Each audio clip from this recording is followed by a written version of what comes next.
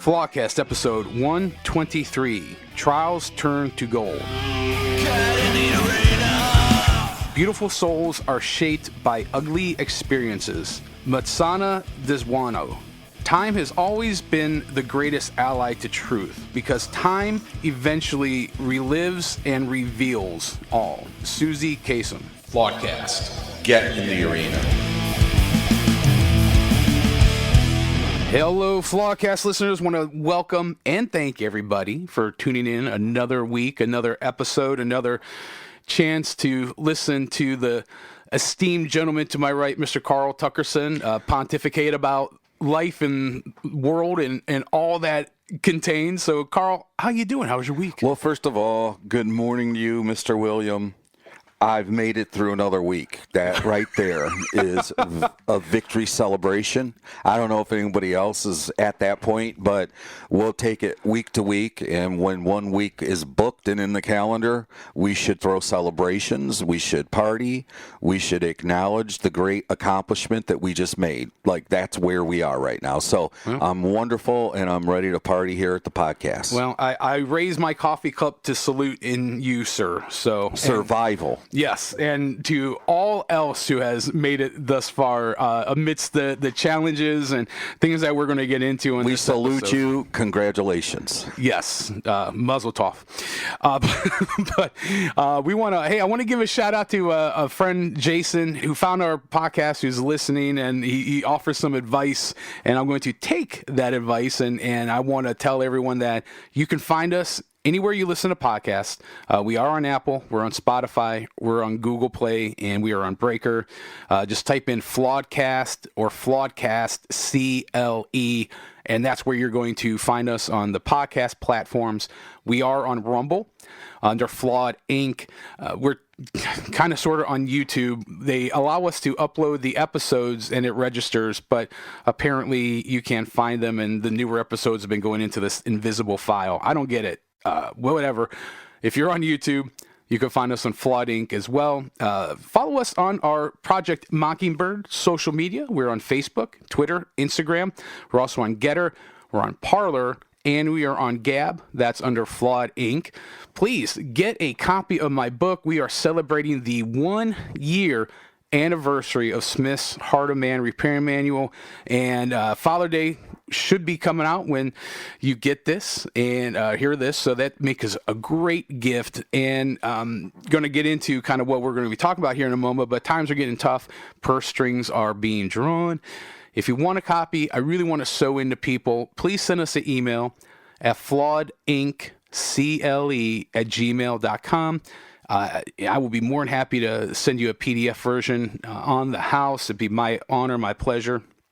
And also, you can email us there if you have questions, concerns, some topics that maybe you'd like us to discuss. I know Carl and I have an endless barrage of things that we can pontificate about. So, nonetheless, I'm going to turn it over to my compadre for the patriotic 22 seconds. Okay, everyone, take your right hand, place it over your left heart, and repeat after us. I pledge allegiance to the flag of the United States of America and to the republic for which it stands, one nation, under God, indivisible, with liberty and justice for all. All right. So the origin of this week was a real collaborative one, and as we were parting ways this last week, our episode is currently up as we're recording this. I call it a conspiracy, a covenant, and already people seem to be liking it, that one, and we thank you. And we just seemingly God's doing something where he's directing us to build on top of these things. And as we were parting ways last Saturday, when we record is Saturday morning, he's like, hey, what are you thinking for next week? And I just kind of told him, I'm like, I personally, and a lot of people that I know that are, I don't want to say like-minded, but I would want to say that kind of observe things in a similar fashion that Carl and I do, or at least that are aware of the things that are happening and going on in this world, and especially, not in particular, but I would say especially those that have a understanding of eschatological events. And the one overriding thing is that I just feel like in myself personally, me first, and then the other people I know and talk to just feel a great sense of being exhausted, being tired, being overwhelmed, being perplexed. And what I told Carl is, we had an episode a couple weeks back about Lot, who was Abraham's nephew, and it said that when he lived in Sodom that he felt vexed and he saw all the evil, all the heinousness that was being perpetrated, and he not necessarily partaking in it, and correct me if I'm wrong, but just the overwhelming sense of things are rotten in Denmark, if you will, that it got to him in a spiritual, emotional, mental way that was like his body wasn't physically taxed, but his spirit and his emotions and his mental state were so vexed, so overwhelmed that it tired him out. And I've been feeling that way, and a lot of people I've been talking to have been feeling that way also. Carl, do you have anything you want to? No, that's so spot on. The verse you're making reference to it specifically says that Lot became vexed in his righteous soul by the filthy conversation of the people in that land. So he was not partaking in those acts like us, but just by the conversation and the acts of others around him, he became emotionally and spiritually exhausted. He went numb. And I think that's what I think you go numb because it hurts too bad to keep hurting. And that's the place I feel we are right now, is that if you love people at all, if you have any compassion or any love for a new mother, and they're struggling right now for baby formula. And then I heard on the news 3 days ago that Governor Daddy DeWine, was going to address the formula shortage. Well, guess what, Bill? What he should be doing is, and correct me if I'm wrong, not addressing it, but fixing it, solving it, correcting it. But you're never going to hear again, and I can promise you this, going forward, you're never going to hear again that your politicians are going to fix or resolve or correct what we are going through. All they're going to continue to do is address it. And when I heard that he was going to have a press conference to address the situation, it broke my heart for the new mothers. So, because I know that problem is going to persist. I know it's going to continue to exist. I know the only thing that's going to happen is that he's going to talk about it, because that's all they do. They keep talking to appease. They keep talking to keep these people embracing the punishment that is being put on them, and that can vex your spirit. That can exhaust you, and that's what you're talking about. Yeah, no, that's a great example, and it's real life, real time, right? Which is what we do here. Example of why you feel the way you do, why I struggle with that, why I have felt that way, and why I think this podcast is so important. Yes, and we're going to start to move into that. But the reason I want to just put this out there like this is because I believe if you're a loyal listener, which we love and thank and appreciate, you have to be feeling a certain way. Like Carl and I and the handful of people that we know and talk to and are intimate with our lives, we aren't the only ones. I think one of the greatest strategies that the enemy perpetrates against people is the idea of isolation. I'm the only one that must be going through this. I'm the only one that must be feeling this way. I'm the only one that sees how this is playing out. And I know that's something that comes against me, because I just know how I am. I know how I'm wired. I know how I, look at things. And it's just not how most people do, I think. And I'm thankful for that. Now, when I was younger, I used to think, wow, why am I such a weirdo? But now I'm like, this is a gift. and I'm thankful for it. But if you're feeling this way, if you're feeling vexed, we want to present something to you. The scripture says what the devil means for bad, God uses for good.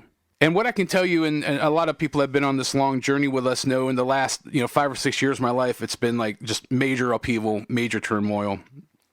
And through those times, I've ended up at the place where I'm at now, where actually, like I was just saying, like I kind of like myself. I kind of like how I look at things. I know that I'm made uniquely by the hand of the Almighty, I guess, for this time. And Carl we and I were talking about Malachi, who was the Italian prophet. Actually, it's Malachi. I always like to say that because, but anyway, I'm going to let Carl get into this because this was a understanding that he initially got, and then we kind of built upon.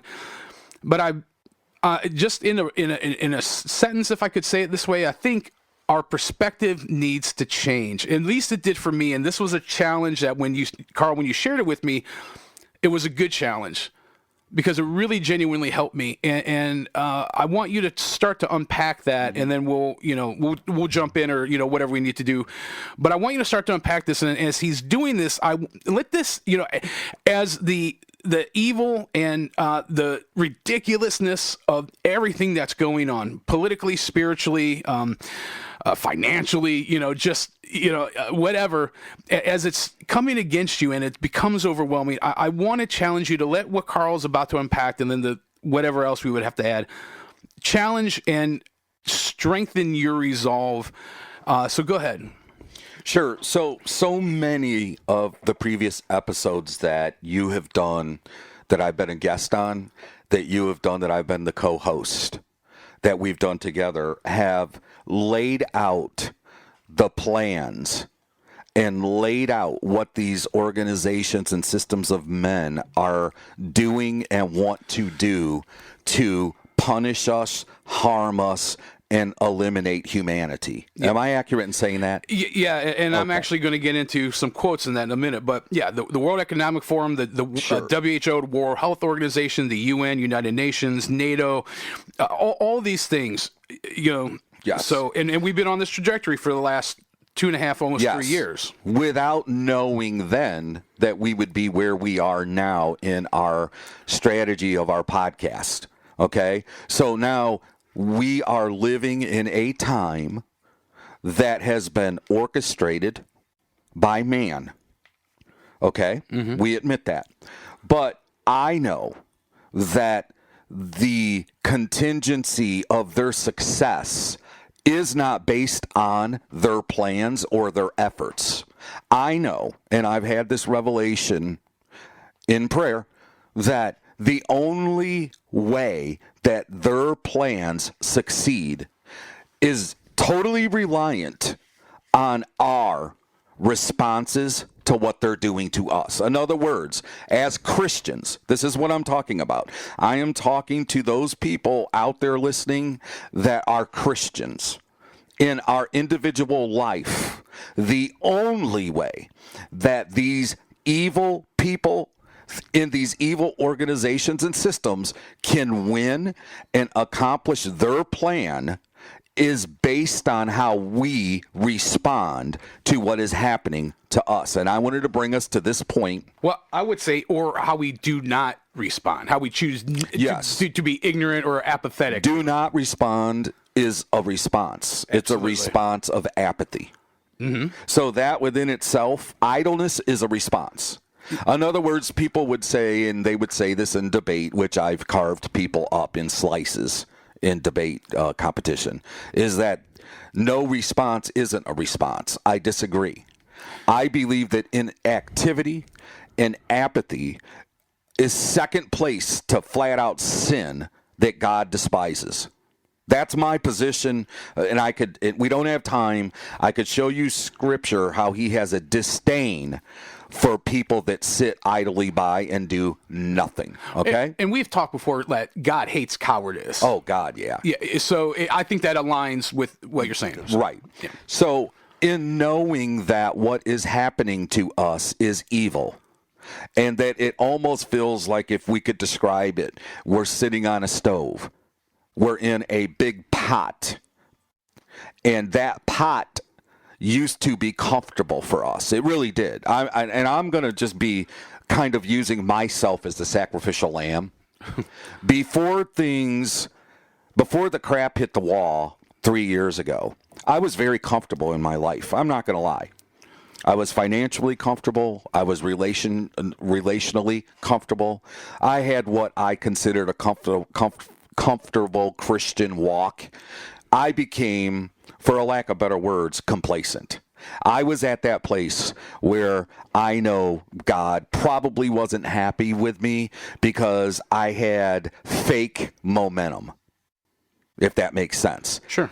Because life was easy, right? Life Right. was simple. It was like, hey, gas is $1.82, making a good wage, work is there, everything is there, interest rates are low. You can describe why we were comfortable. Well, to quote Mr. Garth Brooks, life is not tried, it is merely survived when you're standing outside the fire.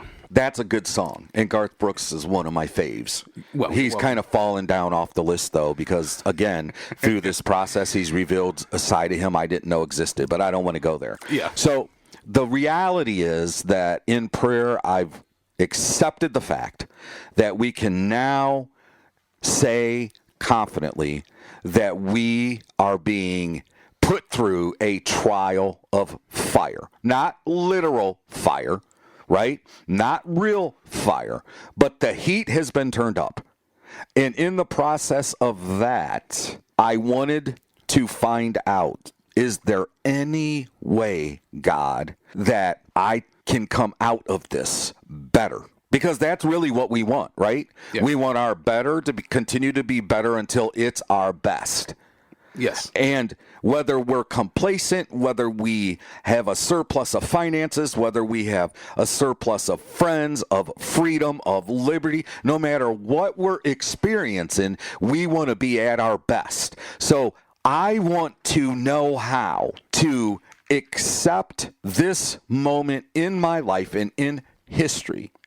And when I come through the other side of this, I want to be at my optimum best in reference to the spiritual man, to the spiritual part of me. Yes. Would you like to jump on board and add, please? No, I mean, I agree with everything you're saying because everything that we go through, and I know this is going to sound cliche, but it can make us better or it can make us bitter.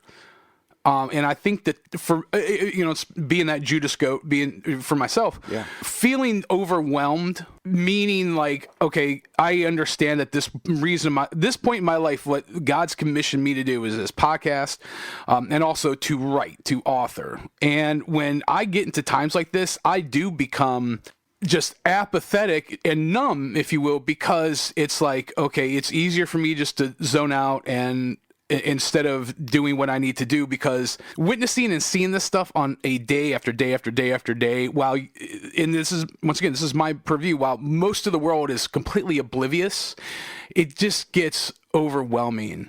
And it's almost like you can only navigate things if you are numb. And I would even say that this isn't a critique or a criticism, because I think sometimes we just need to stop for a minute and recharge. But I think where we're going with this is that allowing these circumstances to influence and affect us in a way that we are being guided by the hand of the Almighty is what we're going to be talking about. But I think it's also more important, because I think there's going to be ramifications we'll get into in a bit that are going to be eternal and more widespread than us just feeling like, wow, I do need to get my act together.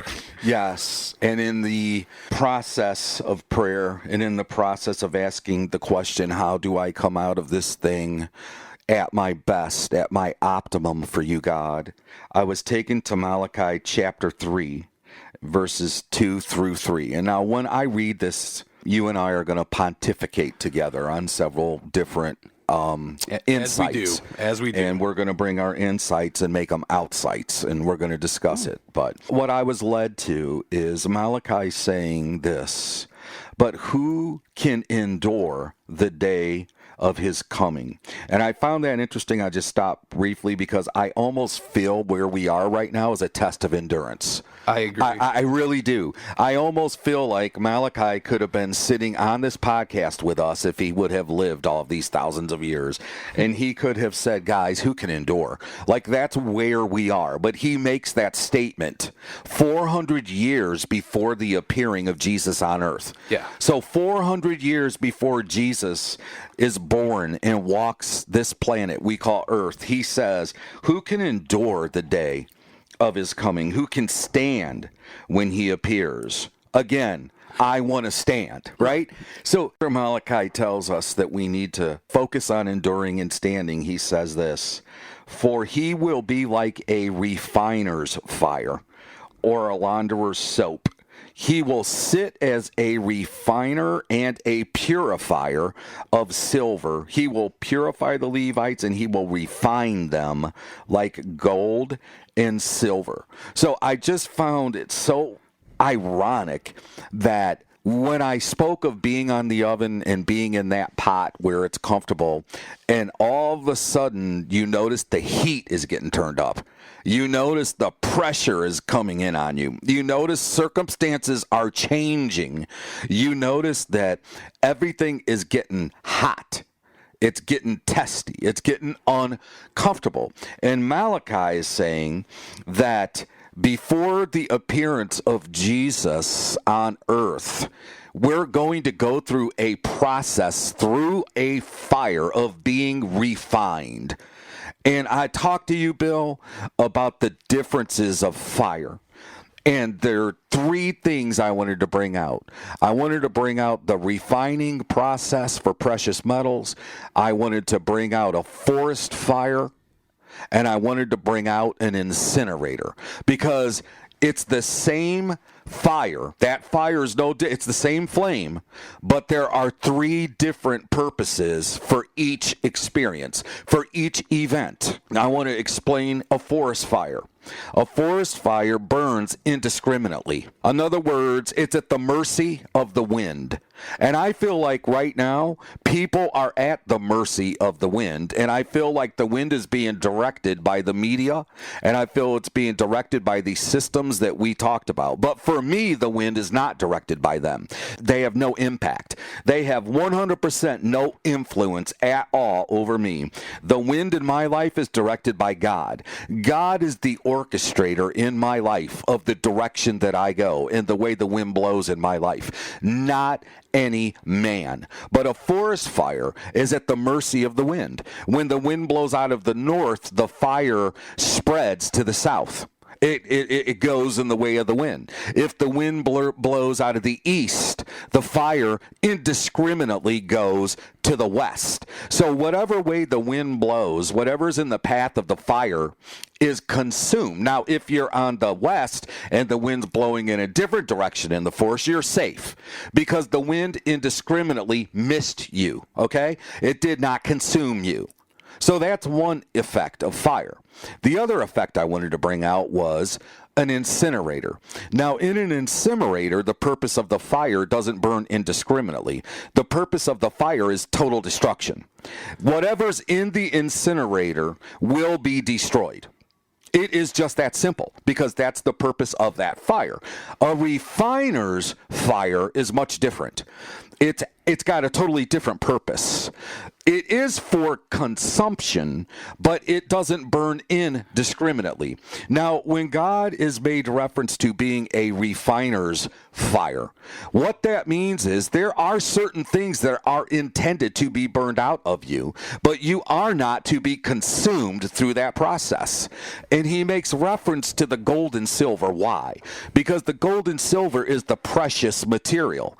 But my favorite show, and I told you one of them, is Gold Rush. In Gold Rush, they go through this major process, all this money, all this labor, all this time, all this headache to get what looks like a pile of dirt. That's what it looks like, okay? Every now and then, when you look in the sluice box, you get to see a couple of gold nuggets that are visible. But deep down in that dirt, where you can't see, deep down below those rocks, where you cannot see. Something is valuable there, and that's what they're searching for. So the refiner's fire, that purpose is not to consume you, but to get out of your life everything that is invaluable, everything that is stopping the preciousness that is in you from coming out of you and being visible to all in the representation of Jesus, because you are his children. We are his children, so we must represent him. And in doing so, there's this thing that gets in the way of that, and it's called humanity. It's the fact that we're trapped in this vessel, that we're living here on this planet, which we call Earth. And so the refining process that Malachi is talking about is not the forest fire that burns indiscriminately without purpose at the mercy of the wind. And it isn't the incinerator that is to consume everything that is in there. A refiner has been trained on how to properly administer that fire so that you burn out what we call dross, the cheapness, the invaluable, right? I want everything in my life that is invaluable, that is worthless, that is sucking my energy, that is consuming my time, that is sidetracking my thoughts, that is affecting my relationship with God and my growth. I want that out of my life. And whatever process that I'm going to go through to get rid of that, by faith I accept, just like Joseph did when his brothers wanted to kill him, but they didn't. They threw him into a pit and then sold him into slavery. And then he went from a pit and he ended up in prison. And in the end, when his brothers stood before him, Joseph told them, after he was second in charge of Egypt, that what you meant for harm and for what you meant to destroy me, like the incinerator for total destruction, I allowed God to turn that around for my good and the good of the people of the world. And I want to tell you this, Bill, you and I, and anyone that chooses to respond to this attack on us, we will not lose. We cannot lose. And why? Because it goes back to last week's podcast, where God has a covenant relationship with us. What's the difference with God and man? God is not man that he would lie. And when God makes a promise to you, my friend, that is called a covenant. And you are in covenant relationship with him right now. And so the covenant relationship that I am in with him, I will allow what is happening in my life to cause me discomfort, hurt, pain, and even confusion to grow my faith. Okay, to grow my faith that I don't understand, but I'm trusting God. I'm believing in God. I'm accepting the fact that you're the refiner. You're not going to consume me, and you're not going to burn me indiscriminately. So whatever heat they turn up, bring it on. I will never give in. I will never, ever allow my mind to be taken captive to the influence of these lies that they're sharing and saying and they're orchestrating. I will not. My mind is set and my neck is stiff. I will accept the process that we are in right now, which is nothing more because I've allowed God to turn it around. I know these people want to consume us. I know they want to destroy us. I know they are like a godlike mentality, but they are not God, and they are not my God. And I will not accept what they say or what they try and do. I will allow God to refine me and purify me, and I want to come out of this life experience at this time of my life in history, and I want to come out better. I want to come out more usable. I want to come out fighting against this, and I want everyone that is listening to be encouraged, to get your second wind, to understand what is happening to you. And please, I petition, accept the fact that what's happening is a refining process in our daily life. And that's what I wanted to share, Bill. Well, I think to confirm that, there's a couple scriptures I wanted to share. Matthew 24, which is something that we refer to a lot. Jesus is talking. He says, the one who stands firm to the end will be saved. And, I wanted to share another verse here. It's Romans 1:12. It's from the Amplified. It says, blessed happy, spiritually prosperous, favored by God, is the man who is steadfast under trial and perseveres when tempted. For when he has passed the test and been approved, he will receive the victor's crown of life, which the Lord has promised to those who love him. And what I'm hearing, a lot of what I'm taking away is that the process that we are going through, and even in this week, you and I were talking, it's now come out that, Social Security is insolvent. And basically what that means for those, Social Security, disability, these governmental programs, basically what it means is they're not going to be able to pay them much longer. Yeah. Like, for example, if a company acquires a bunch of debt and the company is not producing, they become insolvent, meaning that they can't pay back their debt. Same and thing it's with called people. bye-bye pension for the people that were there 35 years and thought they had a good pension. It's gone. Bye-bye. Exactly. That's exactly right. And, a lot of that is caused by the inflation. So let me just share with you some of the things like that consume my mind. And we have, gas is literally at the highest it's ever been. Inflation is, last I saw yesterday, is 8.6, and this administration is trying to spin it like it's a good thing. Obviously the baby shortage formula is increasingly getting worse. We have a total breakdown at our borders. And this isn't a xenophobic thing. It's just, now Mexico at their southern border is saying to people that they're stopping, they want to go to America. They're giving them a fast track right through and just putting them, oh yeah, go through. Don't stay here. Don't ruin our country. Right. Don't do to our country what is being, done along the southern border. And once again, I believe, like you're saying, Carl, that this is all being orchestrated purposefully. Mm-hmm. When you go back to that verse I was mentioning earlier, what the devil means for harm, God uses for good. We're going through this process right now that, and I want to be cheerful. I really do. I do have a lot I'm looking at in my life that I'm excited about and I'm looking forward to.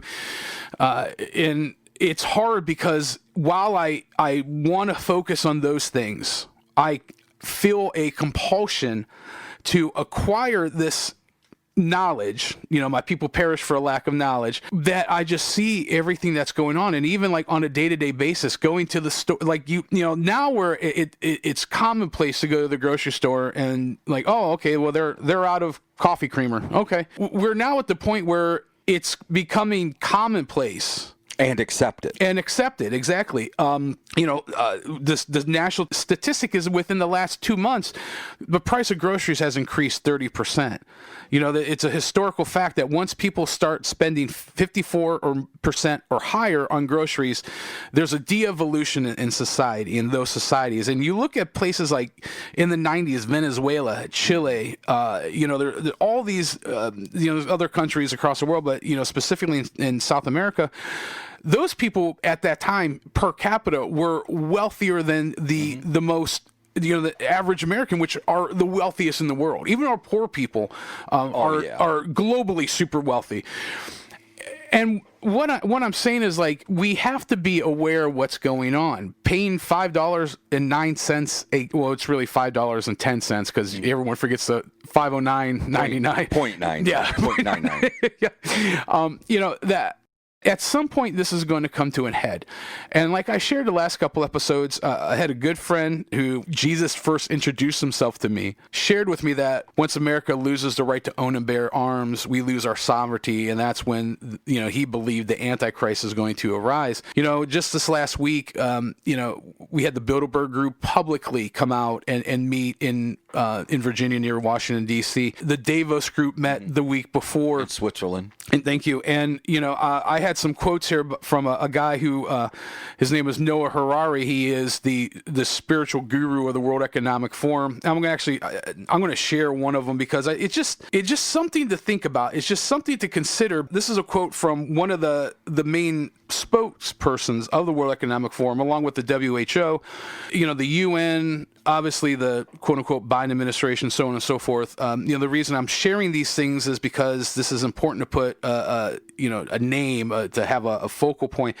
But this gentleman had a quote, and he said that humans have a amazing capacity to believe in contrary things. For example, to believe in an omnipotent and benevolent God, but somehow excuse him from all the suffering in the world. Or our ability to believe from the standpoint of law that humans are equal and have free will, and from biology that humans are just organic machines. And what I'm taking of that, and this is a gentleman who's, talked about, not in terms of global pandemics that we are kind of exiting and we're about to enter into with this King Kong virus, I'm going to call it. He talked about not lives, not like X amount of million of lives where people died. He talks about souls. These are specific words that if you dissect and listen to what this gentleman's saying, 1 million souls passed away. And this is a real interesting thing because nobody talks in those terms. Nobody says, 1 million souls passed away, unless there is a primary focus on you looking at that. And what I'm just saying is that we are here in these times. And I've had conversations with people I love this week, and they're,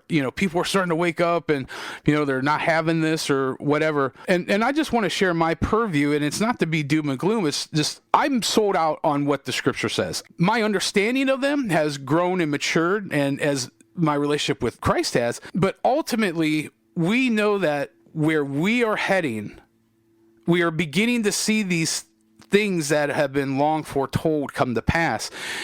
If this eschatological end happens in a year, 4 years, 5 years, whatever, I don't know that.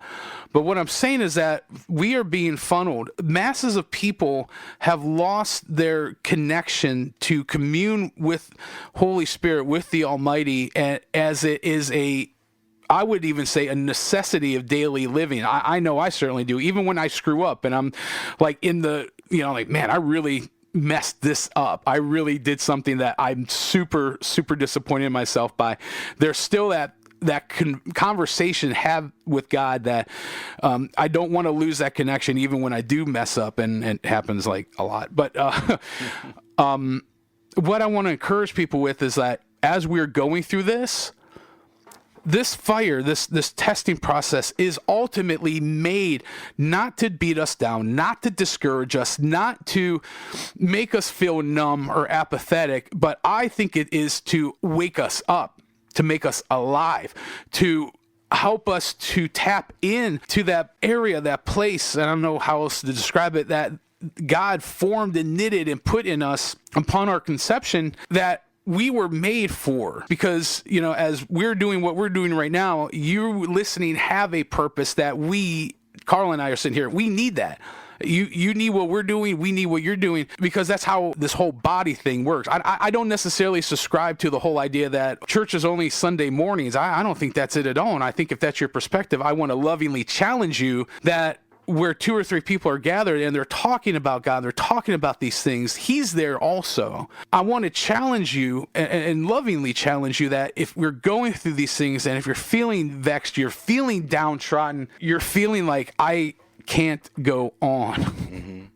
Yeah, and I wanted to bring out, I have a lot of scripture about a God as a refiner, but for lack of time, I can't go there. I can't get into them, but I would like to bring out 2 brief ones to just change the mentality of anyone that is open to what is happening, and change your purview and the way that you perceive and the way that you process this.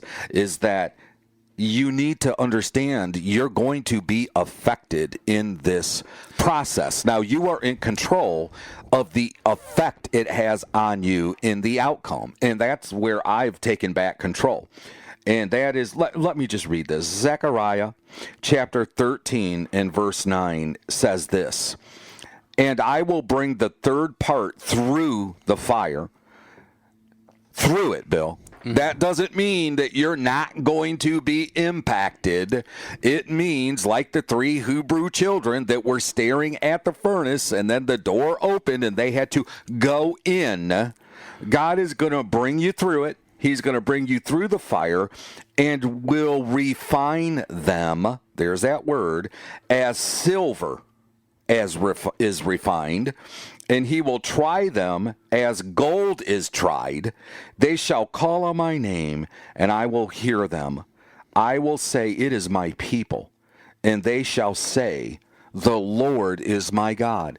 This whole process of the refining that we're entering into, it's about one word, and that's relationship. God so strongly desires our relationship. He so strongly wants to spend time with us, like he did Adam and Eve walking in the garden before the introduction of sin, where he could just hang out in the cool of the day. And what? Relationship.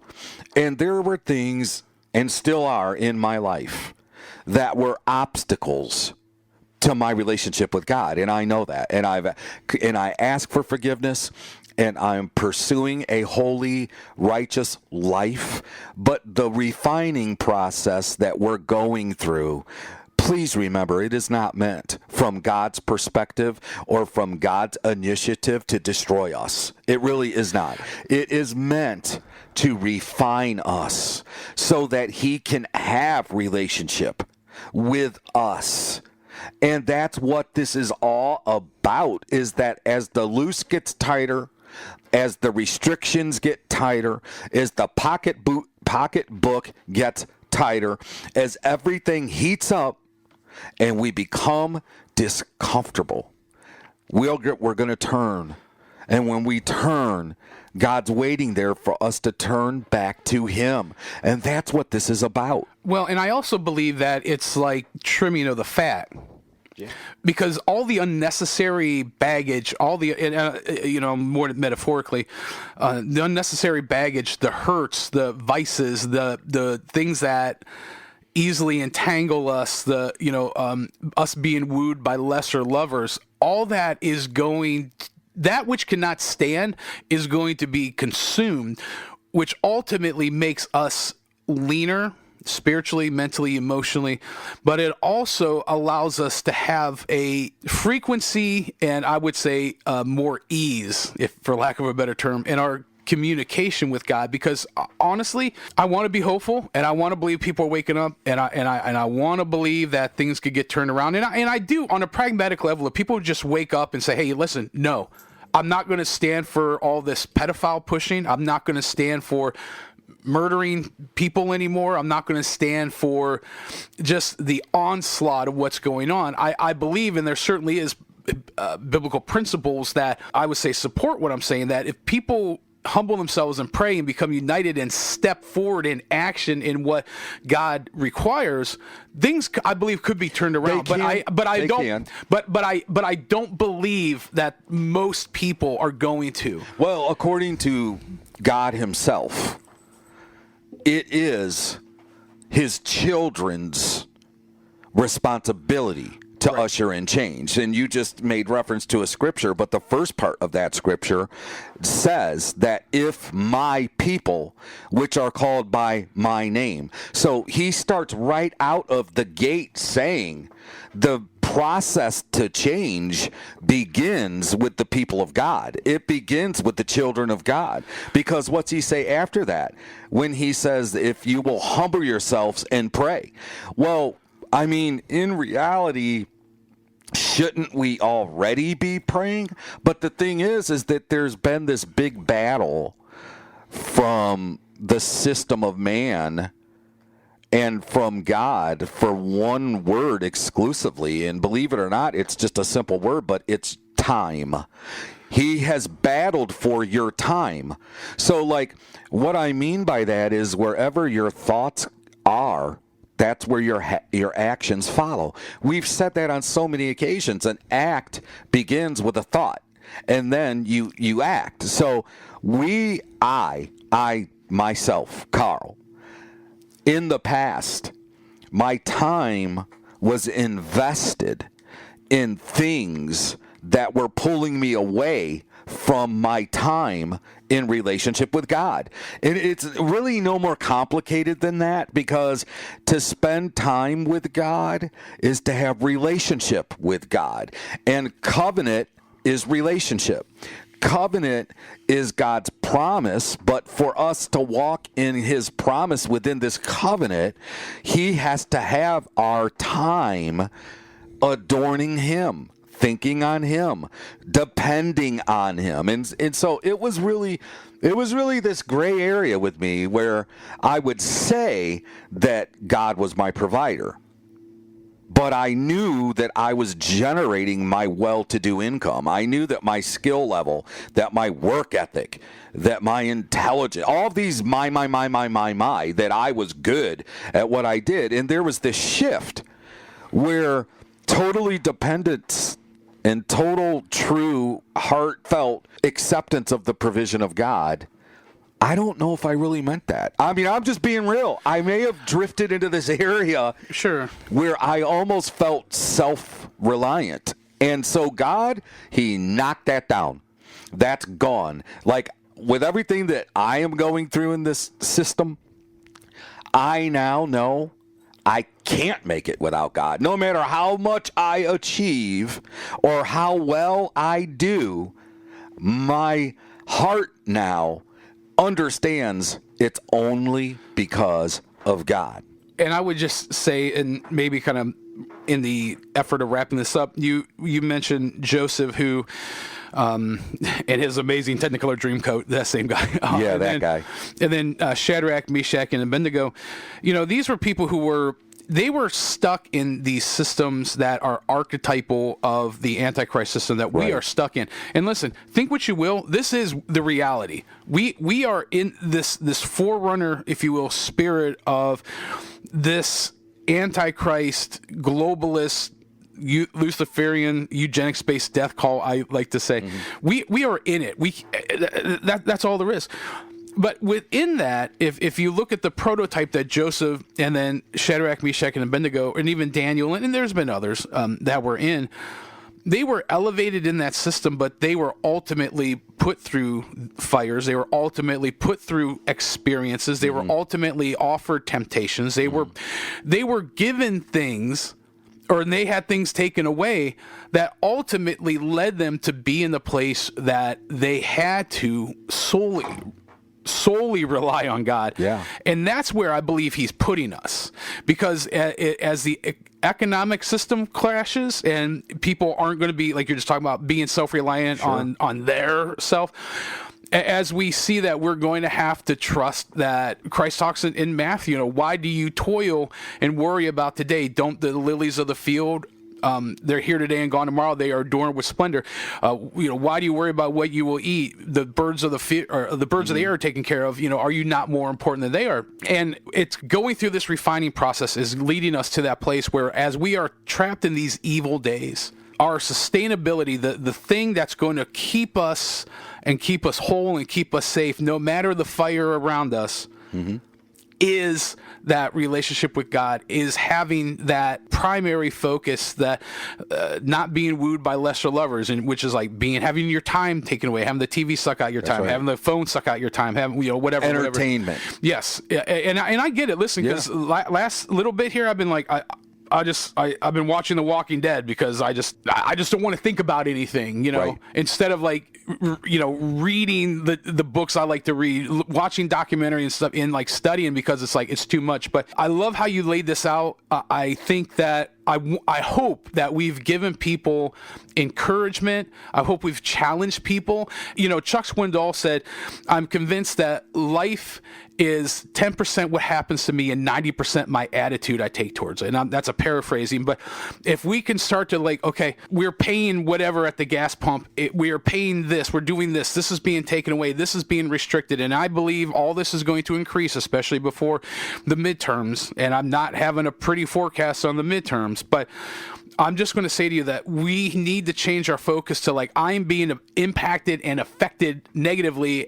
And this is a challenge for me too, but I'm going to put myself in this to say God is refining me, cutting away the fat, getting the dross off the whatever precious material metal, so that in this time I can be used, or I can help other people, or that I can just stand to the end so I can be saved, like he said in Matthew 5:13. So did you have any closing comments, anything you wanted to share? Well, one last brief thing is that you brought up Daniel and Shadrach and Meshach and Abednego. And it's there are going to be opportunities in front of us where our stand for God can allow mighty demonstrations of the power of God to reveal itself through our stand. And Shadrach, Meshach, and Abednego, we talked about it. They could have bowed. They could have been like everybody else, and it would have been none the different.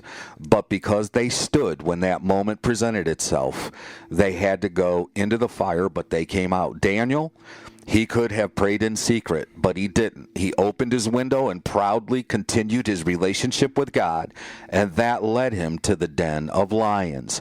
So Joseph, he could have very easily just got with Potiphar's wife, but he resisted, and what happened? He ended up in prison. So there are going to be opportunities for us if we let this relationship grow with God, for us to just simply be who we are.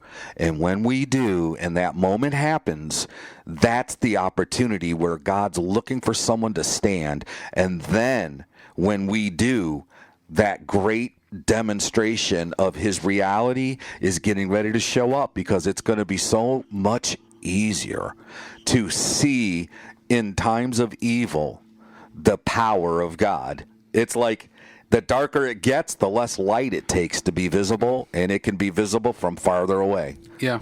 That's all I got. In that also, when it seemed like all hell was breaking loose against him, and like Joseph being thrown into prison for doing the right thing, that was actually the catalyst in his life that propelled him to where we're talking about him now. And he's not the prime minister of Egypt, right? Because of that, right? And he had 11 other brothers, but nobody really remembers them other than they were kind of dicks, and they became the 12 tribes of Israel. Yeah, other than that, nonetheless, good episode. I hope this helped. I hope this challenged you.